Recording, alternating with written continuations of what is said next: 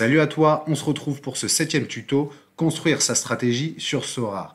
Tu vas voir qu'il y a plusieurs étapes à respecter. On attaque tout de suite avec le premier élément. Le premier élément, c'est d'avoir un tableau de suivi. Commence déjà à te faire un petit tableau où tu vas mettre ce que tu vas investir, potentiellement les joueurs que tu as achetés, comptes acheter, etc. Parce que ça va te permettre d'avoir les idées claires sur ton aventure.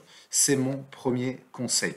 Moi, comme tu le vois, j'ai un tableau assez lourd où je viens vraiment tout renseigner, mais parce que je l'ai reconstruit. J'ai revendu des joueurs, j'en ai racheté d'autres, etc. Ça me permet d'avoir, depuis début août, un suivi de ce que je fais, tout simplement, de mon historique, et de savoir me jauger aussi si je suis plutôt en positif, en négatif, combien je gagne depuis ma restructuration. Toi, commence avec un tableau initial qui peut être assez simple dans un premier temps. Place maintenant à la deuxième et troisième étape. La deuxième étape, c'est choisir les divisions que tu veux jouer. Et la troisième, c'est avoir conscience qu'il te faudra plusieurs joueurs pour pouvoir jouer la division tous les week-ends. Je te montre. Prenons l'exemple de la seconde division. Dans mon tableau, tu vois que j'ai acheté pas mal de joueurs pour uniquement jouer 5 cartes, c'est-à-dire un gardien, un défenseur, un milieu et un attaquant, et un extra qui sera soit défenseur, soit milieu, soit attaquant. On y reviendra après. Mais pour 5 joueurs, tu vois que j'ai construit une équipe de 14 joueurs. Pourquoi? Parce que deux choses. Premièrement, il y a les suspendus, les blessés, ceux qui sont remplaçants également. Et deuxième chose, il y a aussi ceux qui ont des match-up, c'est-à-dire des matchs à domicile, des matchs contre le dernier, etc., plutôt avantageux. Donc tu vas pouvoir comme ça choisir une équipe un peu plus compétitive. Moi, j'estime que 14 joueurs, c'est plutôt intéressant, mais ça, ce n'est que pour moi parce que je joue également d'autres divisions à côté, la CAP 220, la CAP 240, la CAP 270, la All-Star, etc. Donc j'ai besoin souvent de pool de joueurs, c'est-à-dire de nombre de joueurs par division assez conséquent parce que je les aligne après à côté aussi dans d'autres divisions. Toi, dans un premier temps, si tu ne joues qu'une seule ou deux divisions, prends une dizaine de joueurs, ça sera suffisant. La quatrième chose maintenant à définir, c'est quel type de défenseur je prends, quel type de milieu, quel type d'attaquant. Et surtout, qu'est-ce que je joue comme carte extra? Est-ce que je dois jouer un défenseur, un milieu ou un attaquant? Tout ça dépend bien sûr de pas mal de choses, mais je te donne deux, trois petites astuces. Première chose, et je suis plutôt un fan de cette stratégie-là, c'est de construire des demi-stacks. C'est-à-dire de prendre le gardien, on va prendre par exemple Donovan Léon d'Auxerre, avec un défenseur d'Auxerre. Comme ça, tu pourras aligner les deux en même temps. Si jamais Auxerre ne prend pas de but, c'est tout bénef, parce que le scoring du gardien sera intéressant, mais le scoring du défenseur risque de l'être aussi. Et pareil, essaye de faire la même chose avec milieu et attaquant. Pas forcément de la même équipe. Tu peux comme ça avoir un demi-stack, c'est-à-dire un défenseur et un gardien d'une équipe, et plutôt un milieu et un attaquant d'une autre équipe. Ça te permet d'équilibrer les choses, mais surtout, souvent de se dire, si le milieu fait une passe D pour l'attaquant, là c'est tout bénef. Mais en tout cas, ça te permet comme ça de plutôt bien structurer ton équipe et de ne pas mettre non plus tous tes œufs dans le même panier. Rien ne t'empêche, si tu es fan d'une équipe, bien sûr, de faire un full stack, c'est-à-dire défenseur, gardien, milieu, attaquant de la même équipe. Maintenant, parlons du cinquième joueur. Le cinquième joueur, comme tu le sais, tu peux le choisir entre défenseur, milieu ou attaquant. Beaucoup vont te conseiller de plutôt mettre un deuxième attaquant. C'est logique, les attaquants ont plus de chances d'être décisifs, de marquer des buts, etc. Moi, je ne suis pas aussi convaincu. Pourquoi? Parce que certains défenseurs, notamment les latéraux, peuvent parfois avoir des scorings extraordinaires et même, en plus, des passes décisives, etc.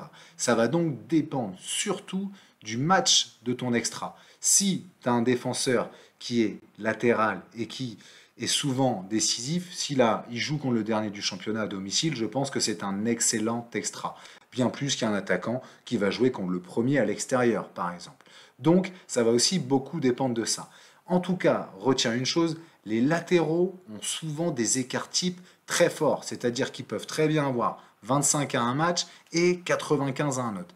Les défenseurs centraux sont souvent un peu plus, j'ai envie de dire, équilibrés. Ils oscillent souvent entre 40, 60, en tout cas, ils ont des écarts types un peu plus faibles. Donc, si tu cherches le gros scoring, le latéral va être un peu plus avantageux, mais aussi beaucoup plus risqué.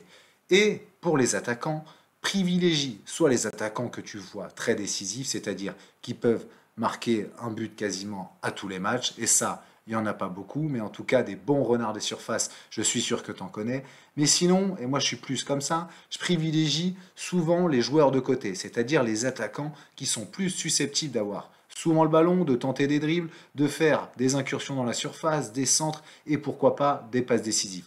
Ils marquent peut-être un peu moins de buts, sont moins décisifs, mais ils ont souvent un scoring qui monte un peu plus haut aussi parce qu'ils font plus d'actions et touchent plus souvent le ballon.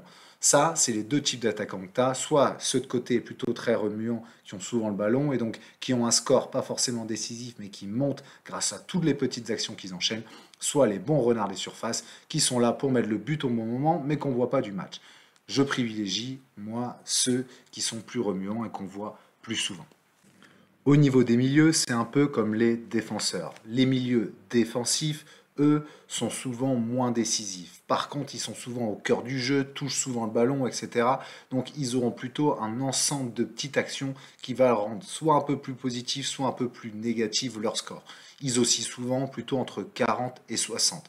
A l'inverse, les milieux offensifs ou ceux qui jouent sur les côtés ont souvent des écarts types un peu plus forts, tout comme les latéraux, parce qu'ils sont soit souvent susceptibles aussi de faire des passes D, de tenter des centres, etc., de rentrer dans la surface, ou même de marquer des buts.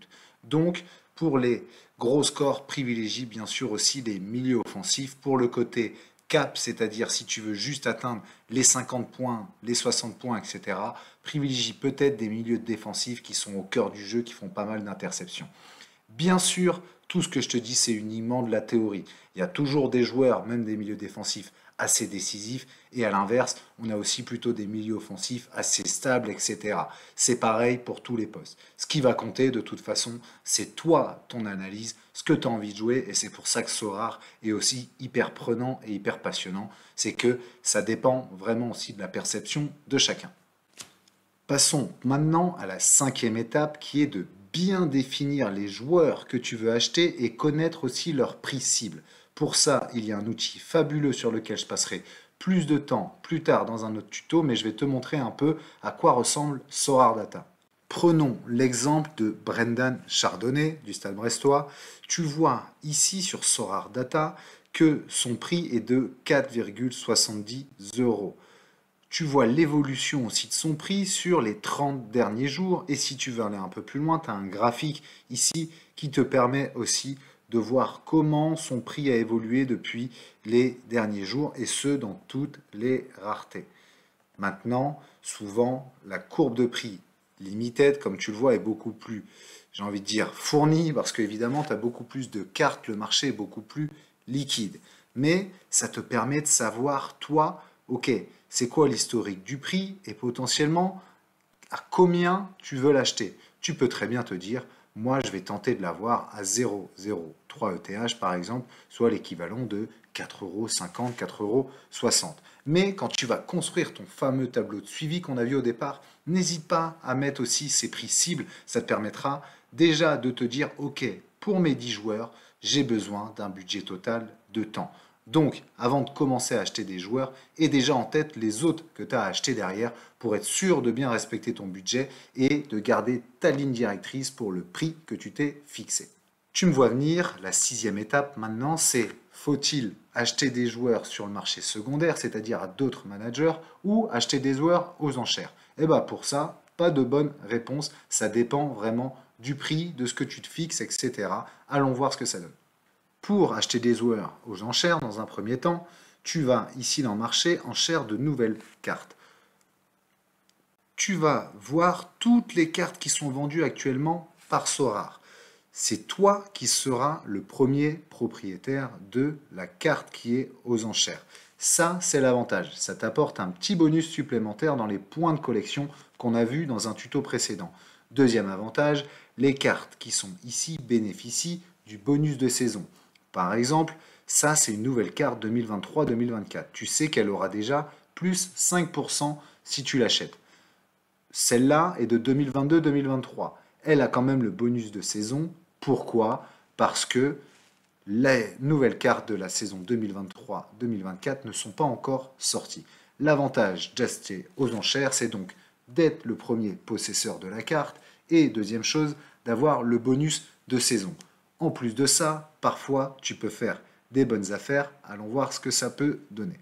Prenons l'exemple de Luka Modric. Luka Modric, son prix le plus bas est 0,049 ETH. Si tu vas sur le marché, tu vois que là, un manager va l'avoir dans 5 minutes pour 0,048 ETH. Donc moins cher que ce qui est vendu par les autres managers. Ce manager-là est en train de faire plutôt une bonne affaire. En effet, quand on regarde ce qu'il a mis, il a mis tout simplement 7,29 € et il va avoir du coup la carte de Modric, saison 2022-2023, mais les nouvelles cartes ne sont pas encore sorties, donc avec un bonus de 5%, et ça sera le premier possesseur de cette carte, et il l'aura eu moins cher que ce que les autres managers la vendent. En effet, quand tu vas voir Modric ici, tu as accès à toutes les cartes qui sont vendues de Modric. Non seulement celles qui sont aux enchères, comme tu le vois ici, mais également les cartes vendues par d'autres managers. Je te disais donc que le prix le plus bas était de 0,049. Et en plus, pour une carte de l'ancienne saison, c'est-à-dire qui n'a pas le fameux bonus de collection, parce que comme tu le vois ici, il n'apparaît pas, il n'y a pas les plus 5%. Par contre, elle a un petit peu plus de bonus d'expérience parce qu'elle est de niveau 7, comme on voit. Mais le manager qui va l'avoir à 0,048, lui, aura fait plutôt une bonne affaire parce qu'il l'a eu moins cher que ce qu'elle était listée sur le marché et en plus, il aura ce fameux bonus. Ça n'empêche pas que peut-être que auprès de ce manager-là, qu'il la vend à 0,052, tu peux tenter de négocier. Si tu t'es fixé, par exemple, 7 € pour Modric, tu peux très bien aller proposer à ce manager, dans un premier temps, je te conseille plutôt de commencer assez bas, c'est-à-dire, pourquoi pas, venir tenter 6,50 €. Si le manager refuse, tu pourras monter petit à petit. Ou si ça se trouve, lui te proposera une contre-proposition, peut-être à 7,50 €, etc., pour arriver à 7 €. En tout cas, il ne faut surtout pas hésiter à négocier. Tu as donc vu les deux options, soit aux enchères si le prix de l'enchère est vraiment très intéressant et dans ce que tu t'es fixé, soit en négociant, en allant regarder les dates d'édition de la carte, l'année, les bonus, etc. Ça peut être aussi assez avantageux d'avoir des cartes avec déjà une expérience assez conséquente. En tout cas, il n'y a pas de bonne ou mauvaise solution. Les enchères ou le marché secondaire sont très intéressantes dans tous les cas. Il suffit de savoir ce que tu cherches. Le 7e point maintenant, c'est de savoir aussi vendre au bon moment. Je te montre un exemple. J'avais acheté il y a quelque temps Lacine Sinayoko le 5 juin. Je savais qu'il allait jouer plutôt en Ligue 2 cette année et pas en Ligue 1 comme l'année dernière, donc j'espérais que son score augmente. Pourquoi? Sur les 40 derniers matchs, ici, on voit qu'il a un score moyen de 38, ce qui n'est pas terrible du tout. Sur les 15 derniers, également score moyen de 38. Je m'étais donc dit, il va commencer la saison titulaire avec Auxerre en seconde division, il est jeune, je vais donc tenter le coup. Je l'avais eu à 0,018, soit l'équivalent de 16-17 €. Sauf que depuis le début de saison, et notamment sur les 5 premiers matchs, il est plutôt une note moyenne de 35. Ça veut dire en sous-performance déjà par rapport à une performance qui n'était pas terrible. J'ai donc décidé de le vendre et comme son prix avait augmenté, je l'ai vendu à 0,040. Donc quasiment x4 par rapport à ce à quoi je l'avais acheté. Donc je l'ai vendu 60-65 €. Donc plutôt une bonne affaire. Et il faut savoir aussi parfois se dire que on s'est potentiellement trompé ou la performance n'est pas celle qu'on espérait ou le joueur performe mais on a une belle plus-value à faire dessus. Donc autant la prendre. Retiens une chose, en Sorare, c'est bien de ne pas avoir trop d'affect. Sinon, tu vas garder parfois des cartes qui auraient mérité d'être vendues parce que tu aurais eu un bénéfice à faire dessus, etc. Donc, savoir prendre sa plus-value au bon moment aussi, c'est important. À toi de te fixer à partir de quel montant, quelle augmentation tu prends, etc. C'est toujours dur de jauger, mais garde-le dans un coin de la tête, il faut savoir vendre au bon moment. Dernier conseil et dernière étape, c'est toujours continuer à alimenter son tableau de suivi, mais surtout aussi à faire évoluer sa stratégie. Je te montre. Prenons l'exemple de la Bundesliga. J'ai commencé à restructurer depuis le début de saison mon pool de joueurs, c'est-à-dire mes cartes de Bundesliga. Je sais que mon roster cible que je me suis fixé pour la Bundesliga n'est pas complet. Il me manque encore un gardien, encore un milieu, etc. Mais j'ai déjà changé 2 fois de défenseur, j'ai racheté un attaquant, j'ai aussi racheté un milieu récemment. Donc c'est en tout cas un roster que je fais évoluer tout le temps. Ne pas hésiter à le faire parce que la Bundesliga, je ne connais pas très bien ce championnat, je m'y intéresse de plus en plus et je vois que je n'avais pas forcément fait les bons choix. Donc j'essaye en permanence d'ajuster aussi mes joueurs en fonction aussi du début de saison des équipes, etc. Donc n'oublie pas, assure bien ton tableau de suivi et n'hésite pas aussi à rechanger parfois ton roster s'il ne te donne pas satisfaction. Bien sûr, ne pas le faire tourner toutes les semaines, mais essayer de venir alimenter un joueur supplémentaire ou 2 joueurs supplémentaires en fonction de tes gains, de tes plus-values. Donc si le roster n'est pas complet au départ pour une division telle que la Bundesliga, ce n'est pas très grave. Ce qui compte, ça va être l'évolution et comment tu vas venir le muscler un peu. La qualité vaut mieux que la quantité. J'en ai fini pour la stratégie à adopter pour construire son équipe. Je te rappelle les différents points. 1. Commencer par un tableau de suivi. 2. Savoir quelle division tu veux jouer. 3. Avoir conscience qu'il te faut un roster, donc c'est-à-dire un ensemble de cartes assez conséquent pour la jouer et les définir poste par poste. 4. Bien choisir son extra, défenseur, milieu ou attaquant, ou bien choisir les différents types de défenseurs de milieu et d'attaquants que tu souhaites aussi dans ton roster. 5. Connaître le prix des joueurs que tu cibles et à quel montant tu les souhaites. 6. Négocier ou acheter intelligemment. 7. Ne pas hésiter à prendre sa plus-value et à vendre au bon moment. 8. Continuer à se remettre en question et à faire évoluer son tableau de suivi, ses équipes, etc. J'espère que ça t'aura plu et que c'est assez complet. En tout cas, pour débuter, moi, ces 8 étapes, j'aurais dû bien aussi les respecter. Ça m'aurait évité quelques erreurs, mais c'est comme ça qu'on apprend. À très bientôt pour un nouveau tuto sur Sorare Data. À très vite. Salut.